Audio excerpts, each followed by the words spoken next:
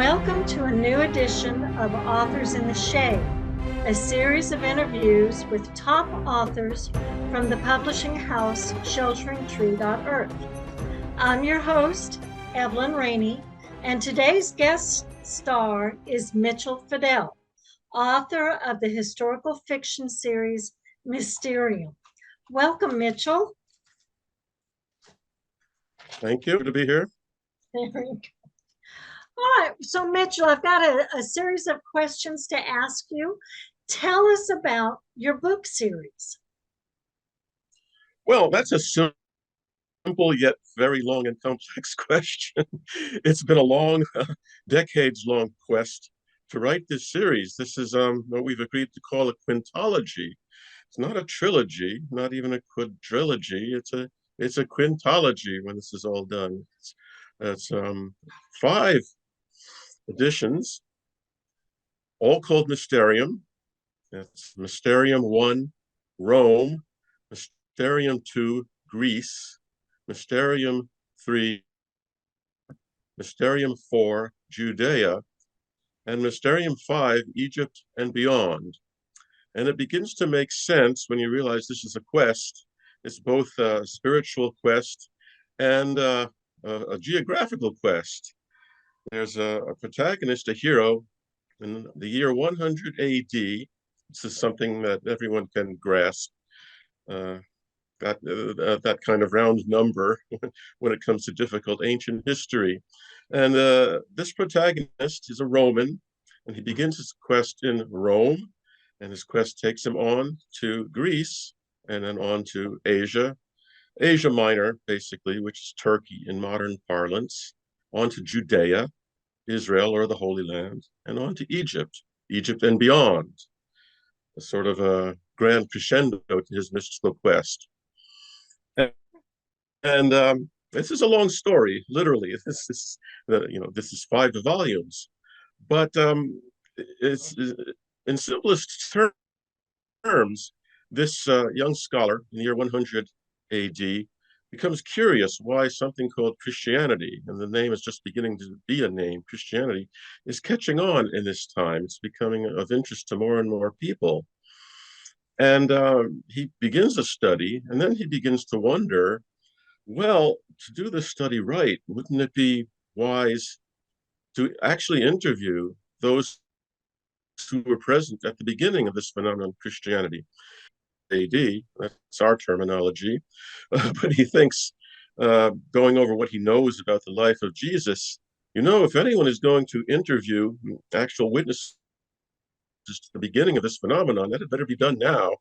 This is the main part of his quest. It's simply that, actual interviews.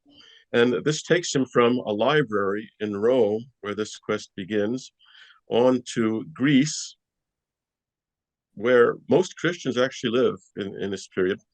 And it's interesting to note at this point that the New Testament was all written in the Greek language. And that's something also interesting to go into. He travels through Asia, and that's volume 3, onto Judea itself for a sort of climacteric in volume 4, and then onto a super climacteric, Egypt and beyond. That, in the simplest terms that I can put it, is this quintology, the Mysterium quintology. Why Mysterium? Well, it's a mystery. It's actually a sort of mystery novel, solving a mystery. But Mysterium in olden times, in ancient times, meant an actual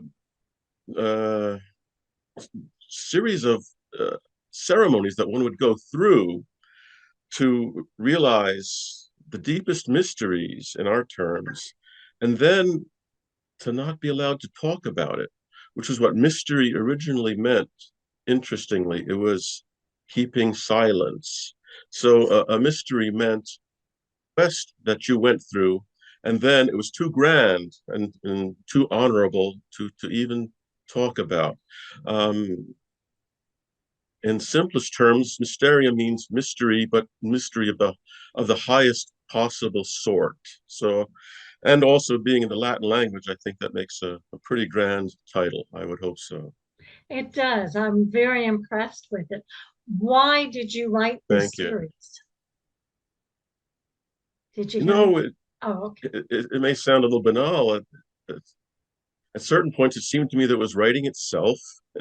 And this seems Yeah. strange, but interestingly, knowing, knowing that I was going to be answering questions of this nature, it was an interesting coincidence, maybe more of a coincidence, maybe of a synchronicity, that I happened to be reading at this time Elizabeth Gilbert's new book. Elizabeth Gilbert is the um, Eat, Pray, Love gal. She's famous for that most Oh, famous yeah. book of hers. She wrote a book called Big Magic, which really addresses itself to just what we're going to be talking about. Where does creativity come from? And she has this interesting thesis that it can be a sort of a living being that attaches itself to somebody and says, you must pursue this. And if you don't, this living being, this pursuit of one creative quest, is assigned to somebody else. But this one was assigned to me. And I really related to this thesis of Elizabeth Gilbert, that it was assigned to me. And I was sent to the right places. I did the right research. Traveling I did for other reasons, but doing the right research was part of the reason I did this travel. So it was a give and take between some sort of creative element and my own creativity working together. Elizabeth Gilbert pointed out something that was always interesting to me, and that was that genius originally meant not something that you were, but something um, that you had, something that was given to you. And not only that, but even more, that it was this actual living being that was working with you. I think she expressed it very well. I don't know how well I'm expressing it right now, but this comes as the automatic answer to your question. Why did I make this pursuit, this own quest of mine, Mhm. which coincided with the quest of my protagonist, my fictional figure, Theophilus, whose name is very interesting. He's lover of wisdom. Yeah, I don't know if this was one of the questions you were going to ask, but it seems very pertinent because there's one protagonist through all of these 5 volumes, and he's inevitably a reflection of me. So it's important who he was and why he started this quest, because you asked why I started this quest. Why did he start this quest? It had a lot to do with his name, Theophilus. Theophilus is his name. And he became curious why he was bestowed this name. His parents are long gone. It's an unusual name. It fits him. He's a self-regarded philosopher. Theophilus means lover of God. And he becomes aware of something curious, just as he's becoming curious about Christianity. And that is that this name Theophilus occurs in the introduction to both of the works of Luke. And the works of Luke are the book of Luke, the Gospel, and the Acts of the Apostles. They seem to be written by the same author, partly because they have a very similar introduction. Both of these introductions introduce the work to a patron, seemingly named Theophilus. He's addressed as my good Theophilus or something like that. And this was common, to have a patron who would pay for these studies and for the work to be done. So Theophilus, who's completely unknown, was he a real character or not, is addressed by Luke. There's speculation that this may have been um, a sort of wordplay. That Luke means light, the spirit of light, enlightenment, addressed God. These might have been real people. These might have been real people who took pseudonyms for this purpose. Luke, the spirit of light, and the patrons, Theophilus, lover of God. But to get back to Theophilus, the protagonist in my books, Theophilus wonders about who is this other Theophilus? Was I named after this Theophilus? He becomes more and more curious. He reads these books for the first time. And this is very pertinent because these books by Luke were thought to have been originally a deluxe version that was meant to introduce the entire Christian theology to non-Jews, to newcomers. This could be the beginning of the spread of Christianity, just as important as the missionary quest of Paul, which is so often spoken about, and just as important as anything else to begin the spread of Christianity, because this was a deluxe version. It was written by a very, very talented author who's Greek and whose scholarship was much better than, say, Mark, who seems to have started it all. Who was Luke? Well, we only know that this was someone who's very, very, very good at writing Greek. For whatever reason, took up this quest by seemingly at the behest of a patron named Theophilus to spread Christianity beyond the realm of the Jews. Matthew, for instance, was pretty definitely addressing himself to Jews, and those who have looked at this scholastically believe Luke was pretty diligently trying to spread gospel and Christianity beyond the realm of the Jews. Everything about his attitude pointed towards that, and now it was spread to a non-Jew, a Roman named Theophilus. So he becomes interested, and in the very beginning of the book, I depict him in the new Augustus Library, a very grand place, asking for this deluxe volume, which contained both works of Luke. And scholars have ascertained that it probably was about the full possible length for a book to actually be at this point in time, because the book was actually a scroll, and the maximum feasible length, they believe, was a certain actual physical length measurable in feet. And these two books of Luke were probably about this length, and for a good reason. They were meant to be together, and they were meant for a very, very important purpose of introducing the non-Jewish world to this supposed Jewish sect at this time called Christianity, and to spread this beyond the realm of the Jews. So there's Theophilus interested partly in what is his name all about? Why was he named Theophilus? And partly, why is this catching on, this theology called Christianity? And he becomes caught up in the story, which is one of the greatest dramas ever written, especially the way Luke wrote it, by most people's estimation. Very, very artistic, very dramatic, very well put, and it really draws people in. It's just the story of Jesus, which is what a gospel means, a biography of Jesus, followed by the Acts of the Apostles. What happened in the aftermath? So far, we haven't published all 5 of the books. So would you tell our listeners what books are out there and in what form are they? So what books are out there and what books are we about to see, and when are they coming? Okay, well, this has been a long, fascinating, and adventurous process, because a quintology, that's a rare thing. This is a lot of volumes. It's a long time since we started. Mysterium 1, Rome, is out there, available. It's on Amazon.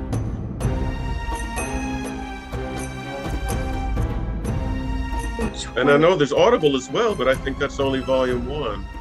Mysterium 2, Greece, same. It's out there, been out there a long time. It's available on Amazon.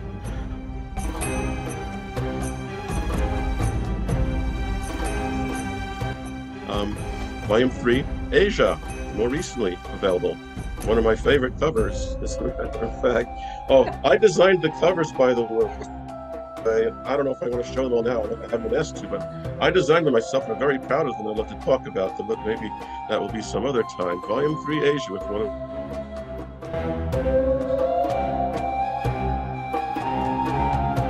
my favorite covers, very colorful, is out recently. Then what's upcoming soon is Volume 4, Judea, a sort of a climax to this series. That's coming soon. I can hardly wait. Sometime more towards the end of the year, this long adventure finally concludes with the publication of Volume 5, Mysterium 5, Egypt and Beyond. sort of a climacteric of the climacteric. It becomes even more mysterious and fascinating as far as I'm concerned. Something to look forward to. That will be later in the year. The quintology finally completed. And I know everybody's looking forward to that. I'm excited about it too. So, how do you know so much about this portion in history? My first love was history in general. Okay. I I don't know if I can show this. Uh, Ooh, oh, wow. is it visible? I'm Zoom. It's a diorama of. Okay. Is it visible? Yes, it's visible. Yes, it's interesting. Well, yeah. But I thought I didn't know it was going to show up. But since you did ask why such an interest in history, Yes. yes, since the age of 4, I was just fascinated by history. Almost all of history, but particularly history that's pertinent to us as 21st century people and Westerners. And Christianity, of course, is a very important part of that. It's very basic and very fundamental. I have always been interested in history, and I started collecting figures of that type, of that scale, to make dioramas, make scenes, make astrological. I've done zodiac reads for people, all kinds of things you can do with figures. Just make dioramas for all kinds of reasons. I have an enormous collection. I actually have all of human history in miniature, and I buy and sell and trade these on eBay, by the way, as a Okay. business.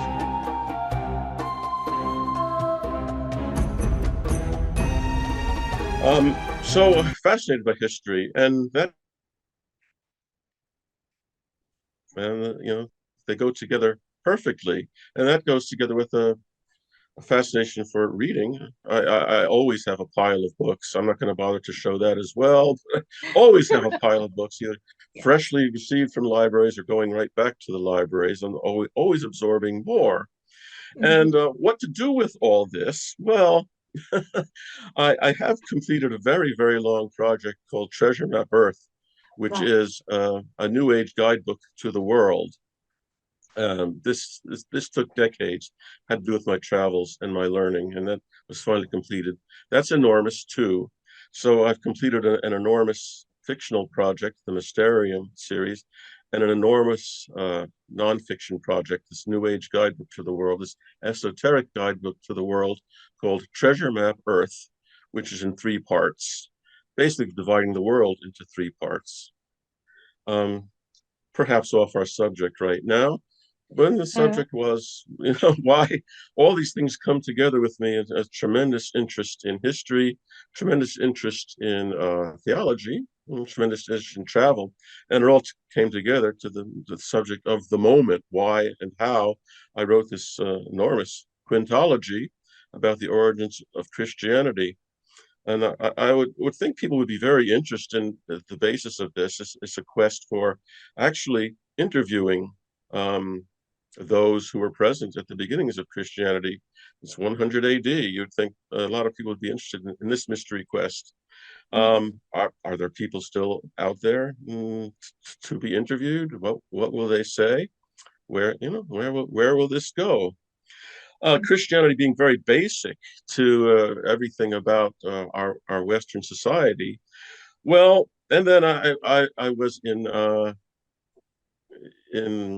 communication with some sort of genius, some sort of daimon, as the Greeks would put it, Daemon, that Okay. creative genius, as Elizabeth Gilbert termed it in many different ways. I was given this assignment, and I could take my time if I wanted, but eventually it would be given to somebody else. There Uh-huh. was this big something that needed to be said that was assigned to me, and I took it on. I always felt I was working with other force. It wasn't all me, but it was an important part of me to do this. So this quest was an important part of me. My alter ego Theophilus had his own quest, and again, to make this clear to readers how this happened, he physically travels as the titles denote, from Rome to Greece to Asia to Judea to Egypt to solve the mystery, the mysterium. Okay, this is the basis of the titles.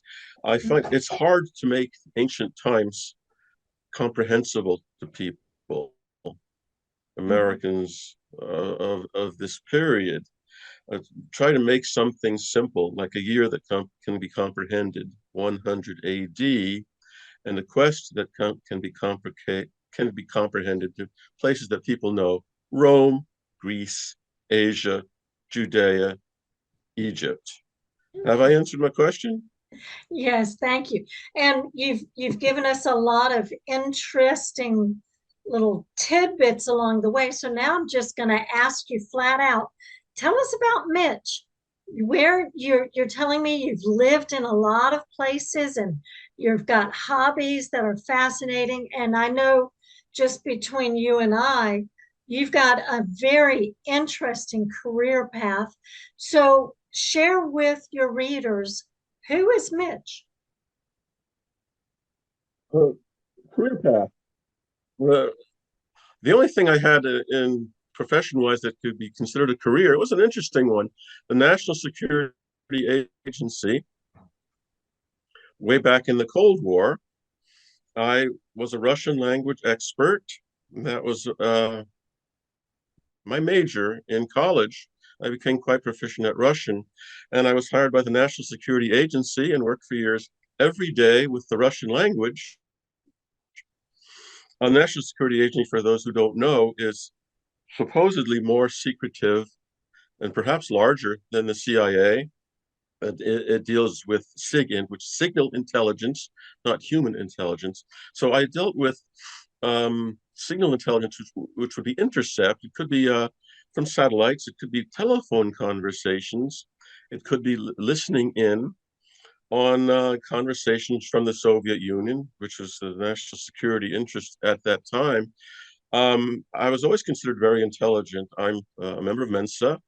I I like to say, when I'm talking about myself and tooting my own horn, we Americans say, well, I'm no rocket scientist, or he's or she is no rocket scientist, and we understand what that means. Well, I'm no rocket scientist, but I did spend years professionally listening to the secret conversations of Russian rocket intercept conversations between Russian rocket scientists to try to figure out what they were talking about.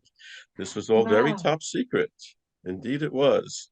And Yes. why I'm so appalled in this day and age to see spread out on someone's floor top secret documents. And Oh, I can't believe it. What would have happened to me if I had mishandled one top secret document back in those days? I'm yeah. absolutely appalled to consider what can happen in this day and age with top secret documents. I work with top secret documents and SCI, special compartmentalized information, the very highest top secret documents. So that was something interesting to be in. Then I went in a very different direction. I did my spiritual quest for years in India.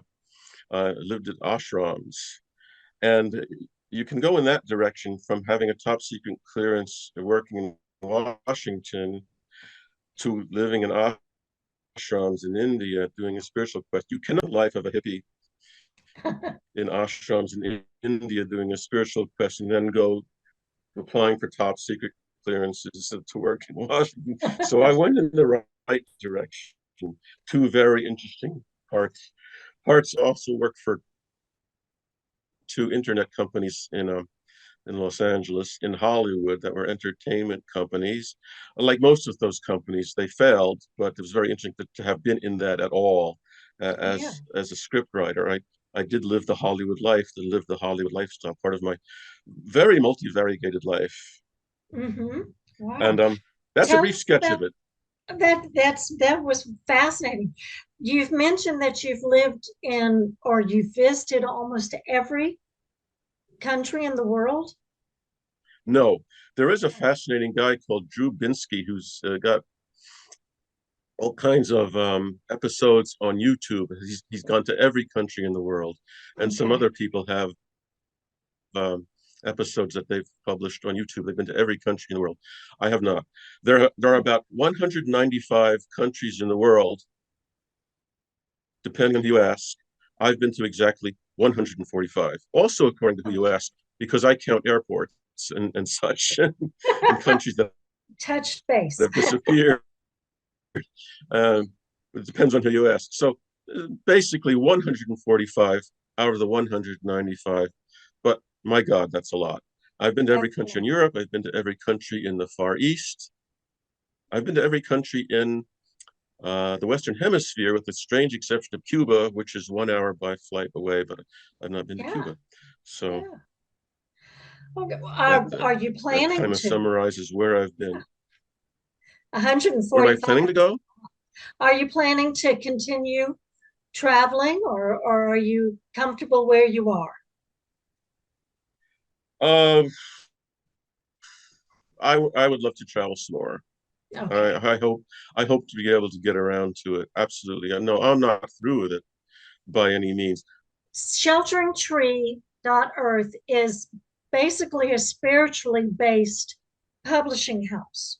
Um, and in that light, would you be comfortable telling us about your spiritual beliefs?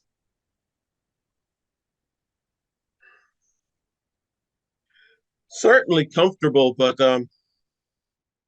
it's hard to know what to say. I'm very universalist, and as a matter of fact, I've been a member of some briefly something called the Universalist Unitarians. I think they're sometimes only known as the Unitarians.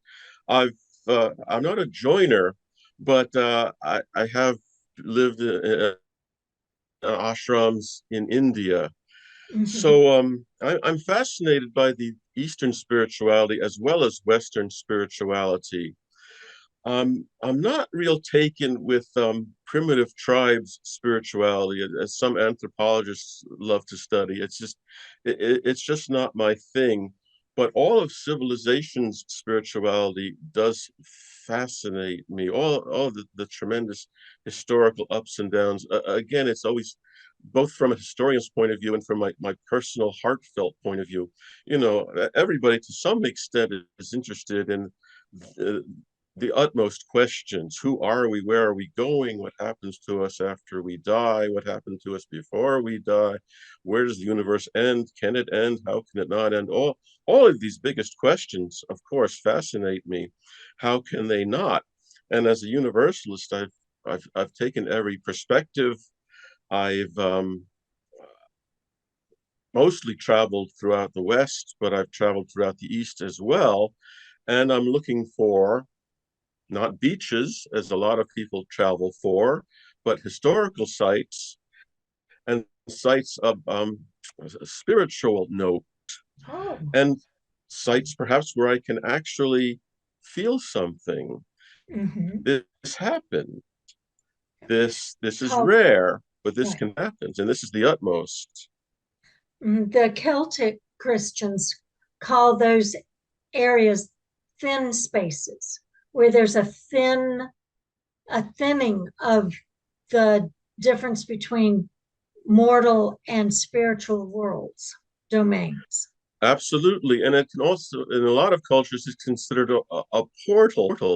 A portal, yeah, it's a very important concept. A doorway, a way through, or it can be considered a way down. Or Alice through the looking glass too. There's a looking glass right behind you. It could be through Yeah. a looking glass. Going through to the other side in all kinds of ways. Yes, I've been blessed to, on very rare occasions, um, have these going through these trance experiences or transitional experiences. I've been blessed and honored on some rare occasions to actually have this happen. But one does develop a craving for this, and you know one wants more and more. But for whatever reasons, for most people, it's portioned out very sketchily. We'd love to. perhaps have this all the time, but then I've had my portion, and I crave more, perhaps more than anything. One can reach it through meditation, through travel, and all kinds of other means. I keep trying, and perhaps through writing, get certain insights because all of my writing involves research. Very good. Do you have a life lesson or several life lessons that you would feel comfortable sharing with your readers? I think I've been pretty glib up to this point, not hesitating at all, and being You've been very quite good. forthcoming. But I'm pretty stymied at this one. I'm pretty stymied at this one. I don't want to profess, frankly, to have lessons to set forth for other people. So I'm actually gonna just say no, and say please freely make the search for yourself, and Very do good. so through my books. I definitely recommend that, and through anything else you can find. But look Okay. out for yourself. Open yourself to it, and I suppose that is advice. Open yourself to it, as I've always opened myself to it through Okay. inquiry, travel, reading, talking to other people. Everything. Don't close yourself off to anything. Very good. Okay. Can you leave your readers with a word of hope or encouragement? I hope you will read my books. There you go. I encourage you to Hope you read will my, too. above all else, but I hope you leave this interview feeling glad that you watched it and got something out of it, but most of all, that you'll do something about it. I hope I've made my books sound interesting. There's so much in them. I didn't really have a chance in a brief interview to really say all that much about the meat that's in them. And I gave just the briefest introduction, but I think there's many interesting aspects I might cover in some other time, at some other time in an interview, to encourage people to Right. read them. I mean, 5 books, it's a lot of books, and they really have a point. I want to emphasize they really have a lot of meat. There's a lot of research behind them. There's a lot of heart behind them. And I hope you'll at least take a look, because you can read a synopsis, and you can read sample chapters on Amazon. That's Please right. do that. Good. How can your readers reach you? Do you have an Amazon author page? Do you have a website? You said you sell things on eBay. How can they contact you? Well, Mitchel Fidel 1 is my author page on Facebook.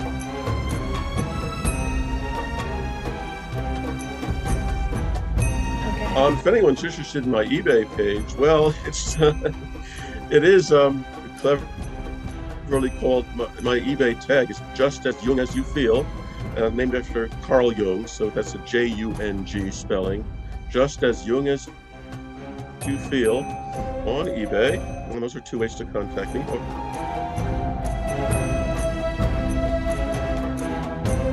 Or through the publisher. Yes.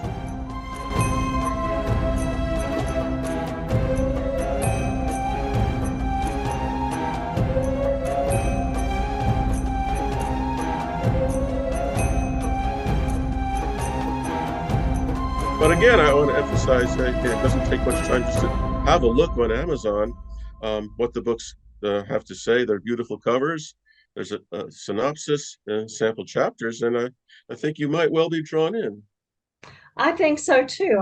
I've been fascinated with your books since I first started reading them, and I'm excited about your next So pleased. 2. And then we're going to look at your world travel books, which is going to be fascinating too. And Goodreads and expanding the world and the universe of your readers is fascinating. So that's good. Well, Okay. it's been a very, very nice interview. I'm so glad we were able to do it. Thank you. Thank you too. Thank you. Thank you all listeners for listening in so much. Thank you. And this was Authors in the Shade our interviews of top-selling authors through ShelteringTree.Earth Publishing. And we look forward to our next interview with Diane Everett, who is one of our poets and artists. And that should be in about 2 weeks. So thank you very much. Thank you, Mitch. Thank you. Thank you for inviting us into your home. All right, in my home. So long, all you questers. You're very welcome in my home.